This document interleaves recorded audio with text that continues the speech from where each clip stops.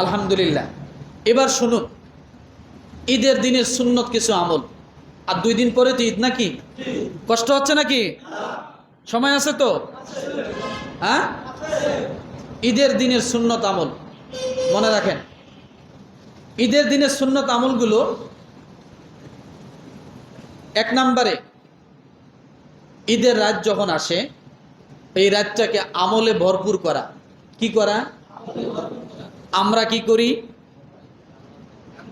গান বাজনা বাজাই নাকি? এটাই আমাদের আমল। ঈদ আসছে, নতুন ছবি চালু হয়ে গেছে, হল, সিনেমা হলগুলো সব কি হবে? ব্যবসায় লাভবান হয়ে যাবে। ঈদ মানেই সিনেমা হল খোলার দিন নাকি? রাগ করলেন মনে হয়? নো। তাহলে ঈদের রাত আমাদের জন্য কি? আমলের রাত, আমলকে বাড়ায় দিব। 2 নাম্বার, ঈদের দিন সকালে সকাল সকাল ঘুম থেকে ওঠা। কি করা? কারণ ঘুম থেকে সকালে উঠবেন না, 8টার সময় ঘুম থেকে উঠে চিন্তা করবেন ইমাম সাহেব আমার অপেক্ষা করতেছে কিনা। যদি না করে ইমামের চাকরি থাকবে না। কি নামাজি সলিমউদ্দিন নামাজি, উনি ঘুম থেকে উঠবে 8টায়, আর ওনার জন্য ইমাম সাহেব মুসল্লি নিয়ে দাঁড়া থাকবে, উনি কখন আসবে তারপরে নামাজ পড়াবে। আমি অমুক, তা আমি তমুক, আমার জন্য অপেক্ষা। এগুলো কি ঠিক হবে? ঠিক হবে না। এই জন্য বলা হয়েছে সুন্নত হলো ঈদের দিন অনেক সকাল সকাল ওঠা। 3 নম্বরে গোসল করা। 4 নাম্বার উত্তম পোশাক পরা। 5 নাম্বার সুগন্ধি ব্যবহার করা। 6 কুরবানির দিন সকালে কিছু না খেয়ে কুরবানির মানে নামাজে যাওয়া। আর ঈদুল ফিতরের দিন কিছু খাইয়া তারপরে নামাজে যাওয়া। আর কুরবানির দিন না খেয়ে মাঠে যাওয়া। মাঠ থেকে এসে তারপরে কোরবানির গোশত দিয়ে প্রথম খাওয়ার কথা বলা হয়েছে। তবে এটা বাধ্যতামূলক না। আমি আবারও বলে, অসুস্থ হয়ে যায়েন না। যদি কারো ধৈর্য খুলে আলহামদুলিল্লাহ সুন্নাত আদায় হবে। কথাটা বুঝতে পারছি? এরপরে বলা হয়েছে আগে যাওয়া। কখন যাওয়া? ইমাম সাহেব ডাকতে আছে, বয়ান থুইয়া ডাকতে থাকে, উনি চিন্তা করে যাই যাই এই যাই এই যাই যাই করতে আইয়া 1 রাকাত পায় না। লাস্টে ঈদের নামাজ না, ওয়াক্তীয় নামাজ কোনটা পড়ে আর তো বোঝে না কিছু। একা একাই তো তাকবীরও দিতে পারে না। নেই আল্লাহু আকবার, 1 রাকাতেই সালাম ফিরে শেষ। আছে না? এই জন্য বলা হয়েছে এই সমস্যাগুলোর কারণে কি করতে হবে?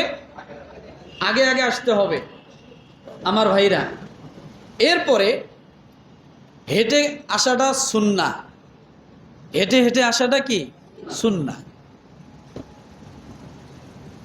9 নম্বরে যখন আসবেন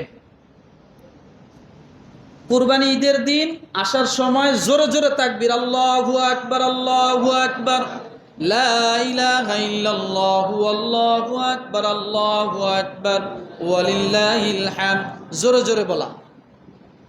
আর ঈদুল ফিতরের সময় আস্তে আস্তে বলা। আর কুরবানির সময় কি? জোরে জোরে বলা। যখন আসবেন তাকবীর দিতে দিতে আসবেন। এরপরে বলা হয়েছে কিছু দান করা। কি করা? দান করা। ঈদের দিন দানেরও ফজিলত আছে, দান করা। তারপরে প্রিয় মানুষদের জন্য, বাবা মার জন্য, ভাইদের জন্য, বোনদের জন্য বা নিকটবর্তী লোকদের জন্য হাদিয়া দেওয়া। কি করা? হাদিয়া দেওয়া। এরপরে যাওয়ার সময় ভিন্ন রাস্তা ব্যবহার করা যদি সুযোগ থাকে। 11 নম্বরে যাদের আব্বা মা নাই, ঈদের দিনটা যদি পারেন কবরটা জিয়ারত করবেন। কি করব? কবরটা জিয়ারত করব। কারণ ওই দিন সবারই দিল মন নরম থাকে। ওই দিনটা দোয়া কবুলের দিন। অবশ্যই আমরা যদি দোয়া করি, হয়তো আমাদের দোয়া সন্তানদের দোয়া পিতামাতার জন্য কাজে লাগতে পারে। কথা ঠিক না? তাহলে এই আমলগুলো করবো তো ইনশাআল্লাহ। এখন আসুন আইয়ামে তাশরিক কি বলেন তো? আইয়ামে তাশরিক 9 জিলহজ ফজর থেকে নিয়ে 13ই জিলহজ আসর পর্যন্ত মোট 23 ওয়াক্ত ফরজ নামাজের পরে সালাম ফিরানোর পরে একবার করে আল্লাহু আকবার লা ইলাহা ইল্লাল্লাহু আল্লাহু আকবার ওয়ালিল্লাহিল হামদ এই তাকবীর পাঠ করা নারী এবং পুরুষ উভয়ের জন্য ওয়াজিব। কি ওয়াজিব? নারীরা ঘরে আসতে পড়বে, পুরুষরা জামাতের সাথে নামাজ পড়লে জোরে পড়বে, মনে না থাকলে যখন মনে হবে সাথে সাথে কি করবে? পড়ে নেবে।